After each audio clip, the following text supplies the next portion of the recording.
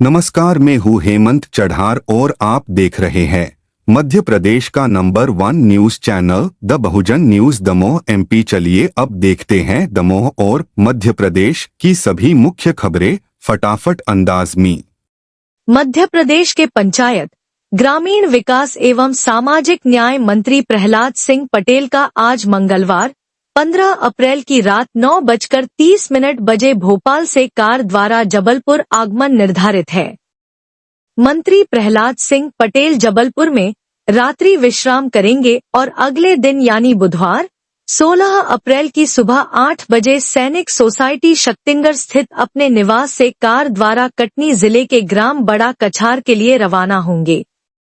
मंत्री प्रहलाद सिंह पटेल आगामी दिनों में कटनी, सतना, मऊगंज, रीवा और मैहर जिलों में आयोजित विभिन्न सरकारी एवं विकासात्मक कार्यक्रमों में शामिल होंगे। उनका यह दौरा पंचायत एवं ग्रामीण विकास योजनाओं की समीक्षा और जनसंपर्क को लेकर विशेष रूप से अहम माना जा रहा है। दौरे के पश्चात वे शुक्रवार 18 अप्रैल की रात 8:30 बजे कार द्वारा मैहर से जबलपुर लौटेंगे।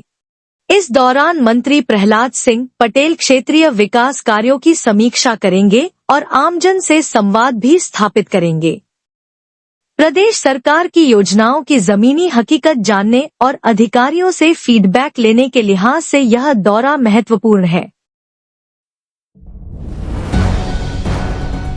प्रदेश के पंचायत एवं ग्रामीण विकास तथा श्रम मंत्री प्रहलाद सिंह पटेल ने श्रम कल्याण मंडल की 62वीं बैठक की अध्यक्षता करते हुए श्रमिकों के हित में चल रही योजनाओं और भावी नीतियों पर चर्चा की।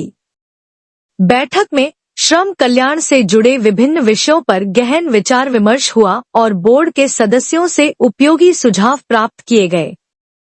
मंत्री प्रहलाद सिंह पटेल ने कहा कि श्रमिकों का कल्याण केवल प्रशासनिक दायित्व नहीं, बल्कि एक नैतिक उत्तरदायित्व भी है।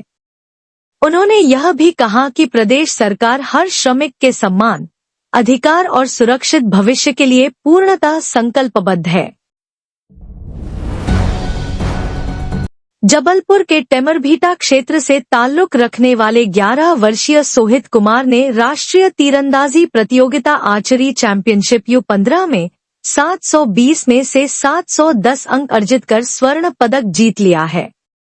सोहित की यह उपलब्धि इसलिए और भी खास है क्योंकि वह एक बेहद गरीब परिवार से हैं। उनके पिता एक विकलांग सब्जी विक्रेता हैं। गुंटूर में आयोजित इस राष्ट्रीय प्रतियोगिता में सोहित ने शानदार प्रदर्शन कर न केवल गोल्ड मेडल जीता, बल्कि राष्ट्रीय रिकॉर्ड भी कायम किया। सोहित की प्रतिभा से प्रभावित होकर मुंबई की संस्था the foundation promotion sport end game ने उनके साथ एक 6 लाख रुपए का MOU साइन किया है। संस्था अब सोहित की प्रशिक्षण और खेल सामग्री पर हर माह 20,000 रुपए खर्च करेगी।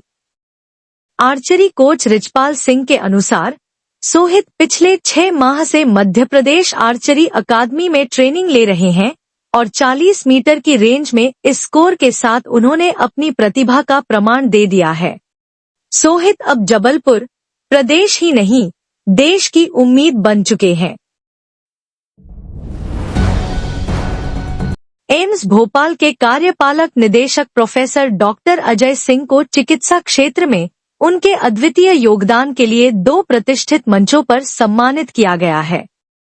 हाल ही में लखनऊ में आयोजित अंतर्राष्ट्रीय सम्मेलन comet 2025 conclave of medical emergencies and trauma में उन्हें society of acute care trauma and emergency medicine सैक्टिम द्वारा सम्मान प्रदान किया गया।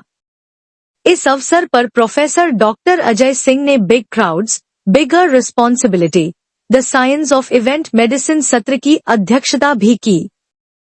उन्होंने इसे एम्स भोपाल परिवार के लिए गर्व का क्षण बताया और कहा कि ऐसे वैश्विक मंच आपातकालीन चिकित्सा सेवाओं को सुदृढ़ बनाने में अहम भूमिका निभाते हैं।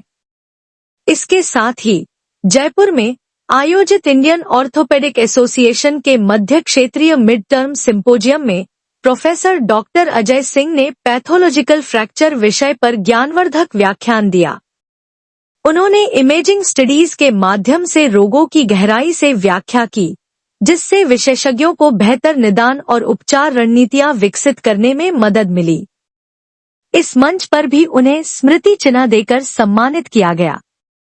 प्रोफेसर डॉक्टर अजय सिंह के योगदान ने चिकित्सा शिक्षा और शोध में एम्स भोपाल की पहचान को नई ऊंचाइयां दी हैं। एम्स भोपाल के कार्यपालक निदेशक प्रोफेसर डॉक्टर अजय सिंह के मार्गदर्शन में नेत्र विभाग द्वारा 2 नई रिफ्रैक्शन यूनिट्स की शुरुआत की गई है। इस पहल का उद्देश्य नेत्र रोगियों को बेहतर, त्वरित और उच्च गुणवत्ता वाली जांच सेवाएं प्रदान करना है, जिससे नेत्र ओपीडी में आने वाले मरीजों को बड़ी राहत मिलेगी। नई रिफ्रैक्शन यूनिट्स के माध्यम से दृष्टि परीक्षण, चश्मे व कॉन्टैक्ट लेंस की सलाह, कॉर्निया टोपोग्राफी और हेयर स्क्रीनिंग जैसी उन्नत सेवाएं दी जाएंगी। ये सेवाएं विशेष रूप से उन मरीजों के लिए फायदेमंद होंगी जिन्हें नियमित नेत्र परीक्षण या विशेष नेत्र विकारों के लिए विस्तृत मूल्यांकन की आवश्यकता होती है। इस अवसर पर प्रोफेसर डॉक्टर अजय सिंह ने कहा कि एम्स भोपाल का लक्ष्य कम समय में गुणवत्तापूर्ण स्वास्थ्य सेवाएं उपलब्ध कराना है। उन्होंने यह भी कहा कि इन यूनिट से न केवल प्रतीक्षा अवधि कम होगी, बल्कि जांच की गुणवत्ता और पहुंच में भी बड़ा सुधार आएगा। नेत्र विज्ञान विभागाध्यक्ष प्रोफेसर डॉक्टर भावना शर्मा ने इस नवाचार को सेवाओं के विस्तार और सुधार की दिशा में एक अहम कदम बताया। एम्स भोपाल के कार्यपालक निदेशक प्रोफेसर डॉक्टर अजय सिंह ने हीट स्ट्रोक, लू लगने के बढ़ते मामलों को देखते हुए नागरिकों से सतर्क रहने की अपील की है। उन्होंने बताया कि गर्मी में लापरवाही गंभीर स्वास्थ्य जोखिम बन सकती है। यदि लू लग जाए तो निम्नलिखित उपाय तुरंत अपनाएं। ठंडी या छायादार जगह पर जाएं, तुरंत डॉक्टर से परामर्श लें। हल्के व ढीले कपड़े पहनें, शरीर को ठंडे पानी से पोंछें या स्नान करें। नींबू पानी, ओआरएस या फलों के जूस का सेवन करें। प्रोफेसर डॉक्टर अजय सिंह ने कहा, लू से बचाव आसान है, बस समय पर सावधानी जरूरी है।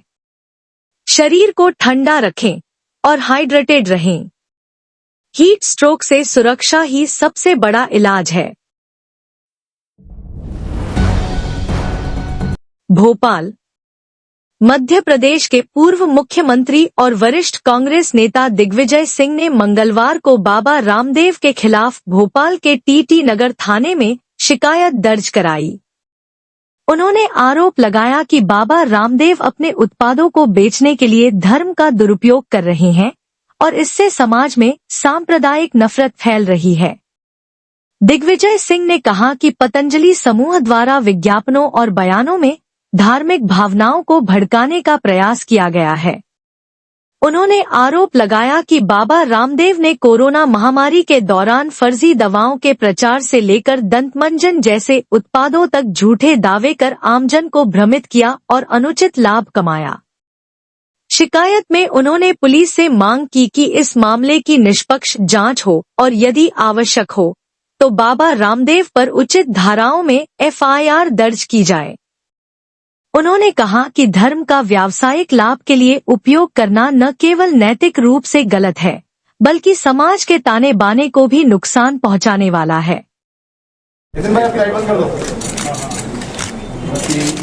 पूरे तरीके से इस व्यक्ति ने ऑन रिकॉर्ड ये कहा है कि रूह अफ़ज़ा बनाने वाला मुसलमान है, इसलिए उसका रूह अफ़ज़ा मत खरीदो, उससे कमाई से वो मदरसे और मस्जिद बनवाएगा और उसका बनाया हुआ गुलाब का शरबत बनाओ जिससे कि गुरुकुल आदि बनेंगे। ये घोर रूप से भारतीय संविधान का भी खिलाफ है और इस धारा के अंतर्गत भी खिलाफ। तो आप एफआईआर दर्ज करिए, ये आपसे मेरी प्रार्थना है। और आप अगर नहीं करेंगे तो फिर मुझे फिर कोर्ट जाना पड़ेगा। इसकी रसीद किसी कॉपी है क्या? हाँ है ना सर। कॉपी पे बात रिसीट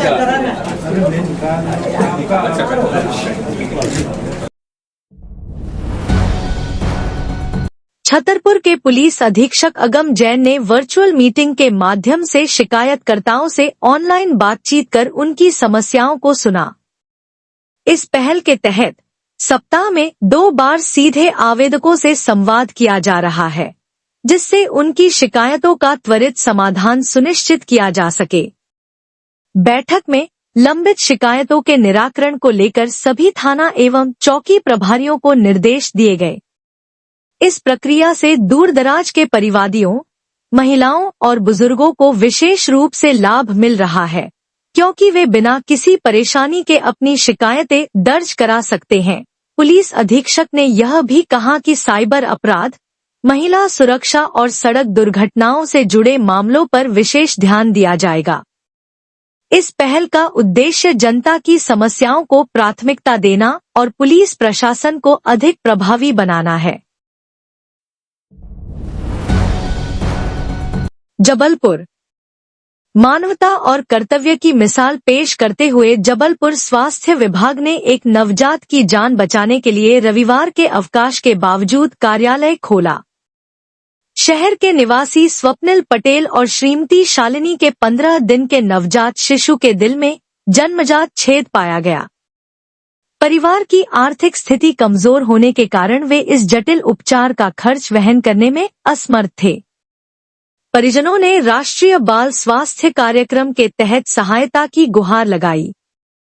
मामले की गंभीरता को देखते हुए मुख्य चिकित्सा एवं स्वास्थ्य अधिकारी सीएमएचओ डॉक्टर संजय मिश्रा ने अवकाश के दिन भी दफ्तर खुलवाया और तत्काल आवश्यक दस्तावेज तैयार करवाए। स्वास्थ्य विभाग की तत्परता और मानवीय पहल के चलते बच्चे को इलाज के लिए मुंबई रेफर किया गया है, जहां उसका इलाज होगा। मध्य प्रदेश राज्य पिछड़ा वर्ग आयोग के अध्यक्ष डॉक्टर रामकृष्ण कुसमरिया ने शहडोल के सोहागपुर थाना के पास स्थित बालक छात्रावास का निरीक्षण किया। इस दौरान उन्होंने छात्रावास की व्यवस्थाओं का जायजा लिया और छात्रों से बातचीत कर उनकी समस्याओं को समझा। पर्यावरण संरक्षण को बढ़ावा देने के लिए डॉक्टर रामकृष्ण कुसमरिया ने छात्रावास परिसर में अमरूद का पौधा रोपित किया। उन्होंने कहा कि हरित वातावरण छात्रों के मानसिक और शारीरिक विकास में सहायक होता है। डॉक्टर रामकृष्ण कुसमरिया ने यह भी बताया कि पिछड़ा वर्ग आयोग प्रदेश में पिछड़े वर्ग के कल्याण के लिए कार्य कर रहा है और जल्द ही विभिन्न जिलों में योजनाओं की समीक्षा की जाएगी। छतरपुर, यह तस्वीर विचलित करने वाली है। भीषण गर्मी, तपती सड़कों पर न्याय के लिए लौटती महिला। ये दृश्य मंगलवार को छतरपुर कलेक्ट्रेट के बाहर देखने को मिला, जहां एक महिला 36 साल से जमीन पर दबंगों के कब्जे से परेशान होकर न्याय की गुहार लेकर पहुंची। महिला का कहना है कि वह कई बार तहसीलदार और एसडीएम को आवेदन दे चुकी है, लेकिन अब तक सुनवाई नहीं हुई। उसने आरोप लगाया कि जब वह एसडीएम से मिलने गई थी तो उन्हें ताने भरे लहजे में कहा गया लेडीज को घर बैठना चाहिए। इस टिप्पणी ने उसके आत्मसम्मान को गहरी ठेस पहुंचाई। इस बार महिला ने जनसुनवाई में पहुंचकर अधिकारियों के सामने अपनी पीड़ा दोहराई, जहां मौजूद अधिकारियों ने उसे आश्वासन दिया कि 2-3 दिन में सीमांकन की प्रक्रिया पूरी हो जाएगी। 36 साल की जद्दोजहद के बाद मिला ये प्रशासनिक आश्वासन उसके लिए उम्मीद की एक नई किरण जरूर है, लेकिन सवाल अब भी बना हुआ है, क्या वाकई जमीन पर उतरेगा यह भरोसा?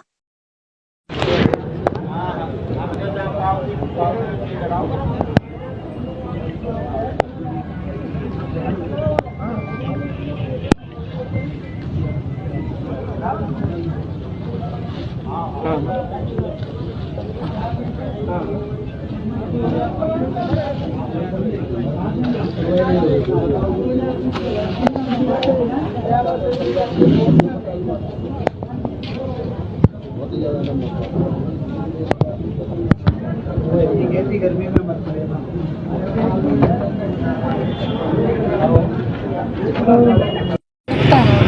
कहाँ से आई हैं? ग्राम रावपुर, पोस्ट पहरा, तहसील गौरिया, जिला छतरपुर।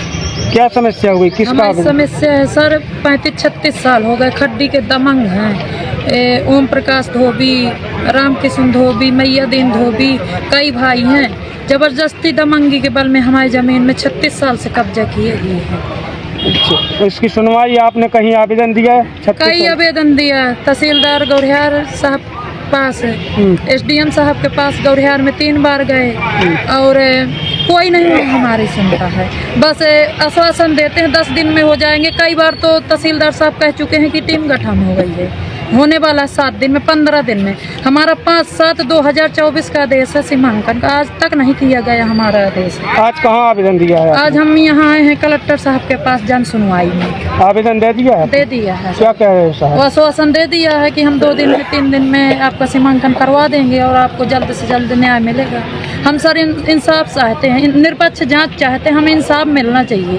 हम 36 साल से दर दर भटक रहे हैं, हमारी कोई नहीं सुनता सर। एसडीएम साहब के पास गए थे तो कह रहे थे लेडीजों को घर में बैठना चाहिए सर।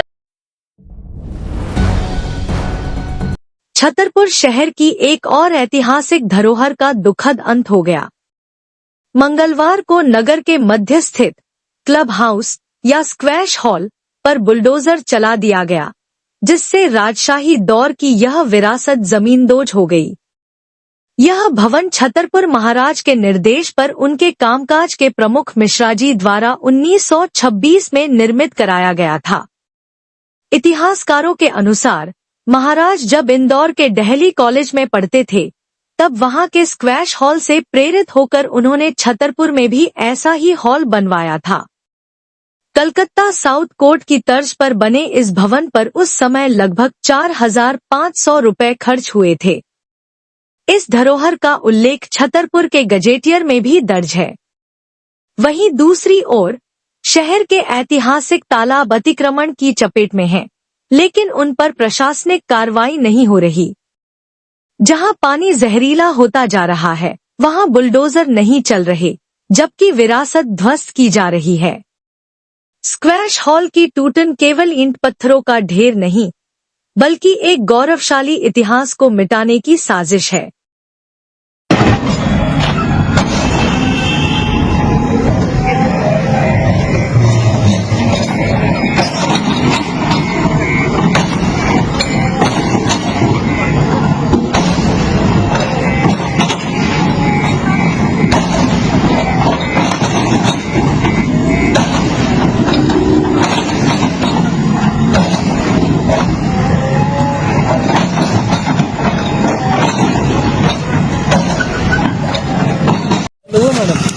हम निकले हुए पुरानी ये जो निकले हुए राजा महाराजाओं को की बना है मंदिर की।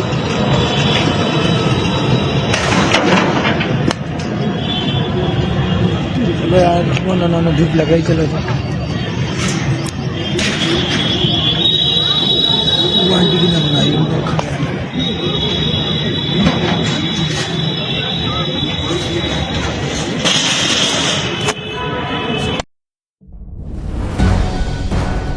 सागर शहर के गल्ला मंडी रोड पर मंगलवार की सुबह एक तेज रफ्तार शराब से भरा ट्रक अनियंत्रित होकर सड़क किनारे एक पेड़ से जा टकराया, जिससे जोरदार हादसा हो गया। हादसे में ट्रक के आगे का हिस्सा पूरी तरह क्षतिग्रस्त हो गया। वहीं टक्कर की चपेट में आकर पास की एक दुकान को भी नुकसान पहुंचा। आज ये यहाँ पे जो वारदात, ये एक्सीडेंट की दुर्घटना हुई है, ये कितने बजे की है? करीबन 8:05 की है। अच्छा, क्या हुआ था इसमें? तो यार वो तो पता नहीं, हम तो घर पे थे। अच्छा, ड्राइवर शराब वराब पिया था क्या? हाँ।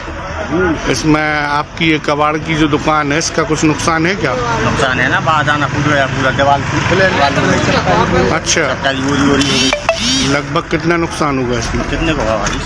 50-60 हज़ार रुपये का। और कोई व्यक्ति की तो हानि नहीं है इसमें? लेबर के लिए लगी है। अच्छा, उसको फिर दवाई के लिए भेजा गया? हाँ, दवाई के लिए।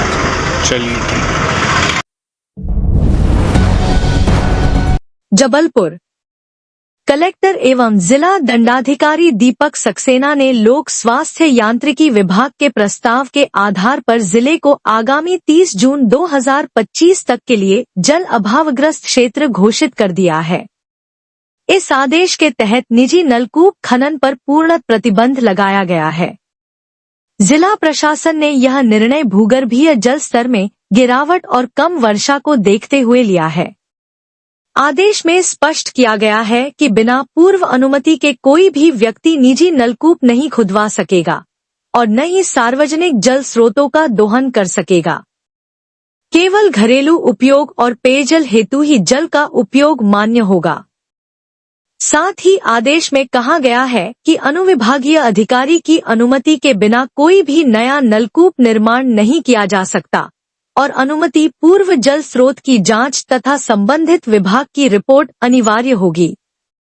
इस आदेश का उल्लंघन करने वालों के विरुद्ध मध्य प्रदेश पेयजल परिरक्षण अधिनियम 1986 एवं आईपीसी की धारा 188 के अंतर्गत दंडात्मक कार्रवाई की जाएगी। दमोह कलेक्टर सुधीर कुमार कोचर ने बाल विवाह रोकथाम की दिशा में एक अहम कदम उठाते हुए ग्राम पंचायत सचिवों को बाल विवाह प्रतिषेध अधिकारी नियुक्त किया है। यह निर्णय मध्य प्रदेश शासन के पंचायत एवं ग्रामीण विकास विभाग द्वारा 7 अप्रैल 2025 को जारी आदेश के अनुरूप लिया गया है।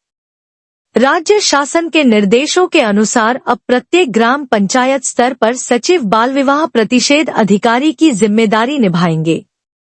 उनके कार्यक्षेत्र में बाल विवाह की रोकथाम, संदिग्ध मामलों की निगरानी, समय पर रिपोर्टिंग एवं प्रशासन के साथ समन्वय स्थापित करना शामिल रहेगा।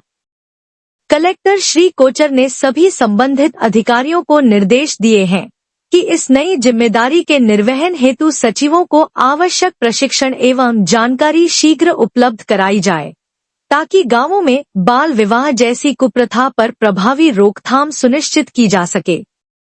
यह पहल बाल अधिकारों की रक्षा और ग्रामीण क्षेत्रों में सामाजिक जागरूकता बढ़ाने के लिए एक महत्वपूर्ण प्रशासनिक प्रयास के रूप में देखी जा रही है।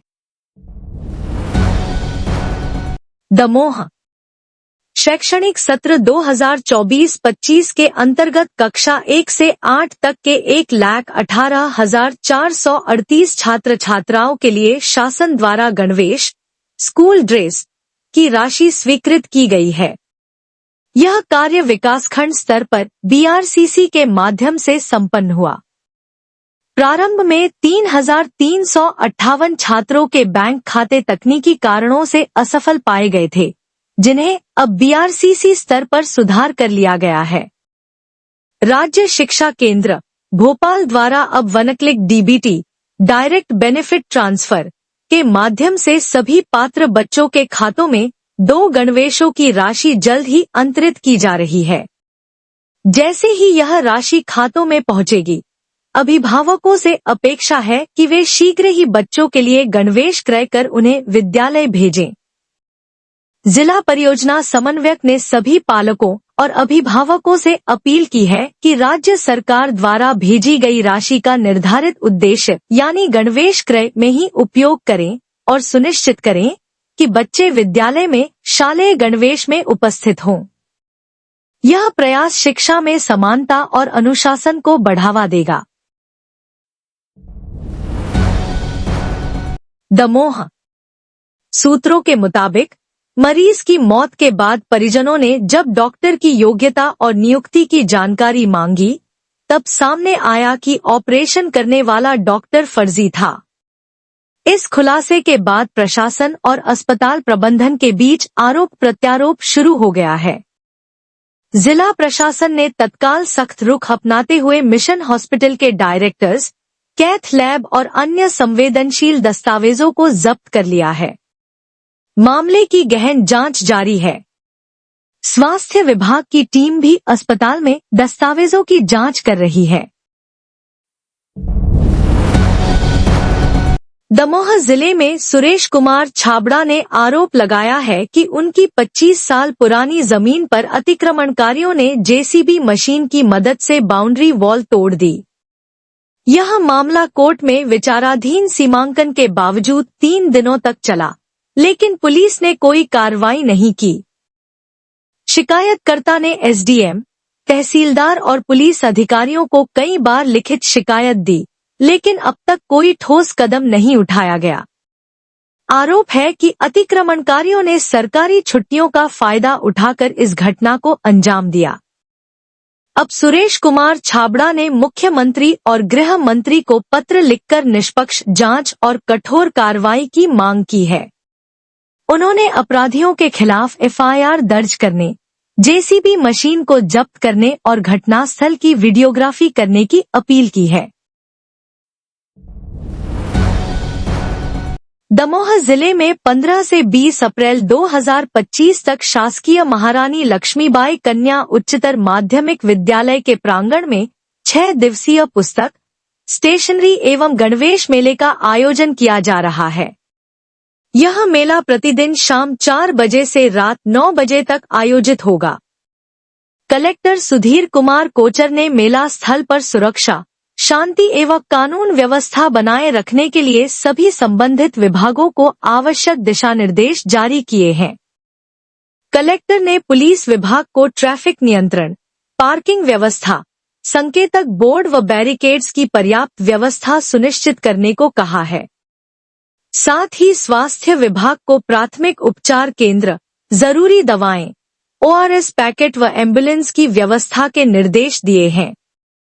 नगर पालिका को सफाई, कचरा निस्तारण, चलित शौचालय व फायर ब्रिगेड की मौजूदगी के निर्देश मिले हैं। मेले के सफल संचालन हेतु हर दिन जल छिड़काव भी अनिवार्य किया गया है। यह मेला विद्यार्थियों के लिए उपयोगी सामग्री की उपलब्धता सुनिश्चित करने और शैक्षणिक सत्र को सुचारू रूप से प्रारंभ करने हेतु आयोजित किया जा रहा है। दमोह जिले के राज्य स्तरीय प्रतियोगिता में पदक जीतने वाले प्रतिभावान खिलाड़ियों के लिए खुशखबरी है। खेल और युवा कल्याण विभाग द्वारा वर्ष 2024 की राज्य स्तरीय खेल वृत्ति के लिए आवेदन आमंत्रित किए गए हैं। यह खेल वृत्ति उन खिलाड़ियों को दी जाएगी जिन्होंने 1 अप्रैल 2024 से 31 मार्च 2025 के मध्य आयोजित अधिकृत राज्य स्तरीय प्रतियोगिता में स्वर्ण, रजत या कांस्य पदक प्राप्त किया है। खेल वृत्ति के तहत स्वर्ण पदक विजेता को 10,000 रुपए, रजत पदक विजेता को 8,000 रुपए एवं कांस्य पदक विजेता को 6,000 रुपए की राशि प्रदान की जाएगी। आवेदक की आयु 1 अप्रैल 2025 को 19 वर्ष से अधिक नहीं होनी चाहिए। खिलाड़ी अपना आवेदन जिला खेल और युवा कल्याण अधिकारी, हॉकी एस्ट्रोटर्फ मैदान, सिविल वार्ड स्टेडियम दमोह में कार्यालयीन समय में जमा कर सकते हैं। आवेदन की अंतिम तिथि 31 मई 2025 निर्धारित की गई है। इसके पश्चात प्राप्त आवेदनों पर कोई विचार नहीं किया जाएगा। यह योजना जिले के युवा खिलाड़ियों को प्रोत्साहन देने और उनकी प्रतिभा को आगे बढ़ाने के उद्देश्य से संचालित की जा रही है। Subscribe the Bahujan News and like this video.